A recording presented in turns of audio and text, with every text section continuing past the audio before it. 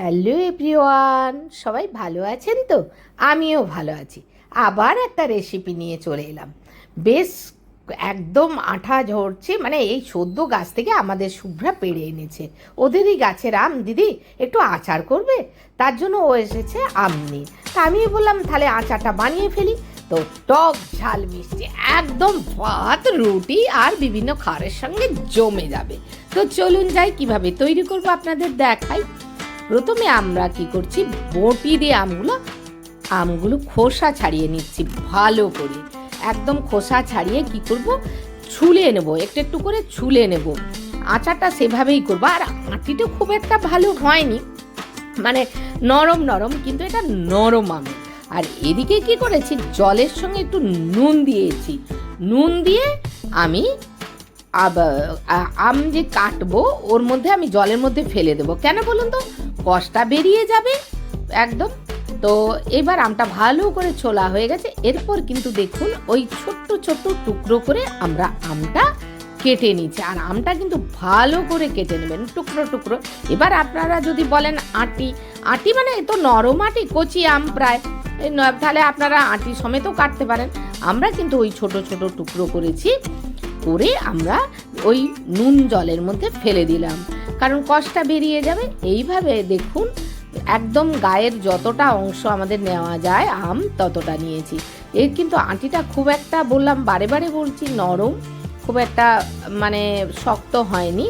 তো যার জন্য আমরা আস্তে আস্তে ধীরে ধীরে গায়ের মধ্যে যতগুলো ছিল সব ছুলে নিলাম। দেখতে পাচ্ছেন, সব ছুলে নিলাম, দিয়ে একদম রেডি করে ফেললাম। আস্তে আস্তে দেখছেন খুব একটা শক্ত আটি হয়নি। এই জন্য আমি ধীরে ধীরে সমস্ত আমগুলো ছুলে এরপর জল থেকে ছাড়িয়ে তুলে নিয়েছি। দিয়ে এবারে কি করেছি, একটু হলুদ আর একটু নুন দিয়ে ভালো করে আমি আমটা মেখে নেব। একদম সুন্দর করে মেখে আমি কি করব বলুন তো, আমি কিন্তু রোদ্দুরে দিয়ে দেব। একদম ছাদে চলে এসেছি। আমাদের ছাদটা আপনাদের আগেও দেখিয়েছি, আজকেও দেখিয়ে দিলাম। একদম সুন্দর করে আমি রোদে দিয়েছি। এখন রোদ বিকেল অবধি রোদ থাকবে। এরপর কি করব বলুন, এরপর কিন্তু সর্ষেটাও রোদে দিয়েছে। আমার কিন্তু কালো সর্ষে লাগবে। দেখুন সর্ষেটা ভালো করে সুন্দর করে ঝেড়ে আমি রোদে দিয়ে দিয়েছি। এবার আমটা কিন্তু শুকনো শুকনো হবে, মাঝে সাঝে একটু হাতটা নাড়াচাড়া করে দেব। এইভাবে আমি আমটা আজকে সারাদিন রোদুতে রেখে দিলাম। এরপর আমি কিন্তু সন্ধ্যের দিকে আচারটা বানিয়ে নেব। তো কি কি মশলা নেব দেখে নিন। আমি নিয়েছি কি কি মশলা, আগেই বলেছি, অল্প একটু কালো সর্ষে নিয়েছি, অল্প, যেহেতু আমটা ওই কি বলবো, ওটা কেজি দেড়েক আম, তাতে বাদ চলে গেছে। অল্পই সর্ষে। আর নিয়েছি পাঁচ ফোড়ন। পাঁচ ফোড়ন বুঝতেই পারছেন, পাঁচ ফোড়ন যদি দেওয়া হয় বেশ ভালো লাগে খেতে। এরপর একটু মৌরি আর একটু জিরে দিয়েছি। আর কি দেবো বলুন তো, একটা আলাদা নতুন জিনিস, রাঁধুনি। রাঁধুনি কিন্তু ভীষণ টেস্টি, আর ঝাল যেমন খাবেন তেমন দেবেন। আমি কয়েকটা লঙ্কা, শুকনো লঙ্কা দিয়েছি। আর দেব একটু চিনি। বলেছি টক ঝাল মিষ্টি আচার, খেতে একদম দুর্দান্ত। আর দেবো ওতে কিন্তু একটু জাগেরি গুঁড়োও দেবো, মানে গুড়ের গুঁড়ো, কালারটা সুন্দর হওয়ার জন্য। তো আমি অটোমেটিক গ্যাস অন করে দিয়েছি। আর এদিকে কিন্তু গ্রাইন্ডারে আমি মশলাগুলো ভেজে গ্রাইন্ডারে গুঁড়ো করে নেব। আপনারা শিলপাটাতেও গুঁড়ো করতে পারেন। তো আমি কড়াইটা গরম হবে, একে একে সমস্ত আমি কি করব, মশলাগুলো কিন্তু ভেজে নেব।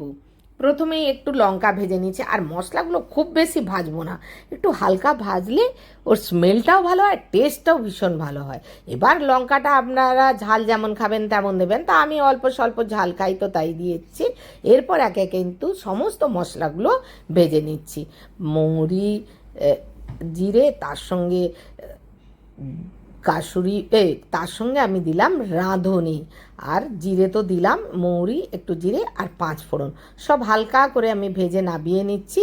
এরপর কিন্তু আমি হালকা করে একটু সর্ষেটা ভেজে নেব, হালকা হালকা করে ওইগুলো একসঙ্গে আমি গুঁড়ো করব, কিন্তু সর্ষেটা আলাদা করে গুঁড়ো করে নেবো। আর জাস্ট একটু ভাজা হলেই আমি সর্ষেটাকে নাবিয়ে নেবো। আর সবসময় কিন্তু গ্যাস মিডিয়াম টু স্লো আঁচ করবেন। হয়ে গেছে ভাজা। এরপর আমগুলো নিয়ে চলে এসেছি, যে দেখুন শুকনো হয়ে গেছে, বেশ সুন্দর শুকনো হয়ে গেছে। আমি কিন্তু নাড়াচাড়া করেই রেখেছি। এরপর কিন্তু আমি কড়াইটা বসিয়ে দেব।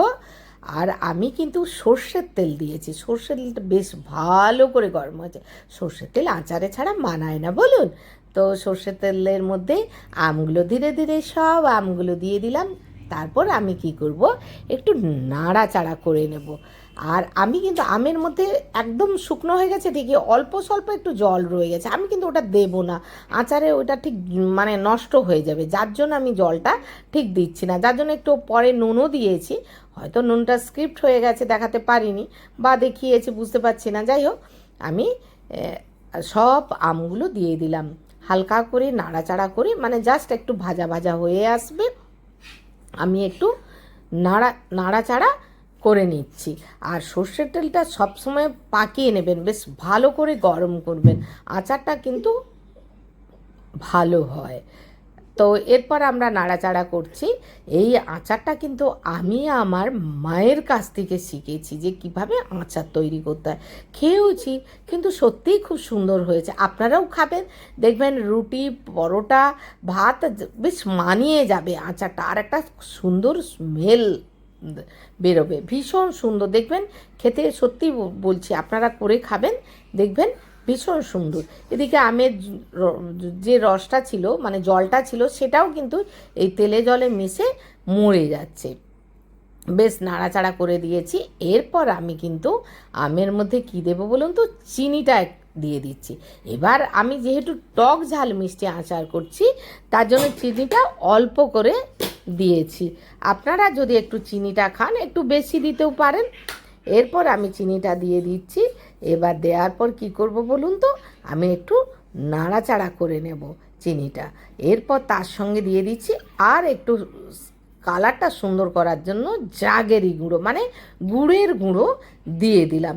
বেশ ভালো করে আমি নাড়াচাড়া করে নিচ্ছি, দেখবেন কালারটাও কি সুন্দর আসছে। দেখুন একদম আমটা তো একদম সুসেদ্ধ হয়ে গেছে, একেই তো রোদে সেদ্ধ হয়ে গেছে, এর মধ্যেও কিন্তু সুন্দর সেদ্ধ হয়ে গেলো। এবার চিনিটা কিন্তু আস্তে আস্তে ধীরে ধীরে গলে যাচ্ছে, গলা অবধি আমি কিন্তু ওয়েট করব। এরপর এর মধ্যে আমি কি করব, কয়েকটা কাঁচা লঙ্কা কিন্তু দিয়ে দিয়েছি বেশ ঝালটার জন্য। আর দেখুন তেলটা কিন্তু ওপরে ওপরে বেরিয়ে এসছে। এরপর সর্ষেটা গুঁড়ো করে নিয়েছি আমি।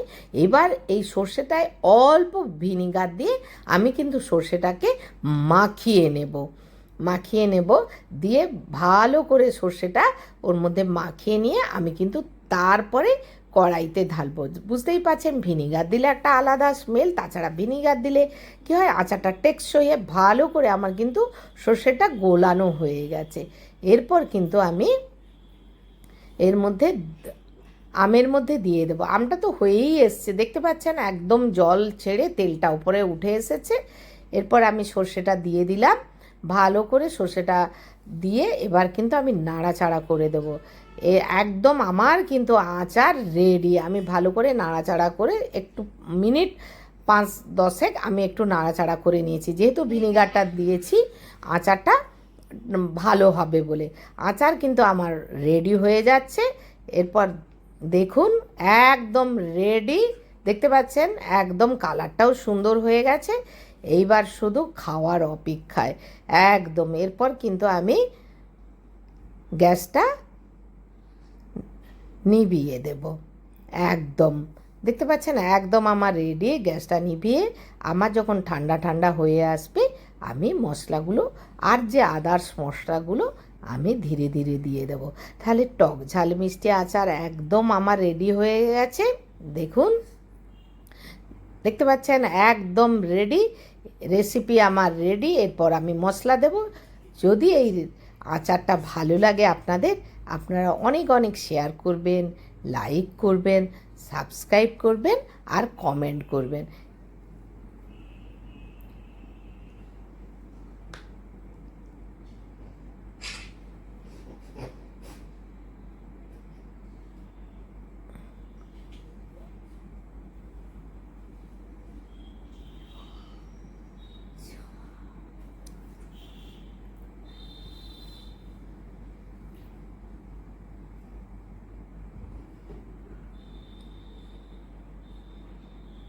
না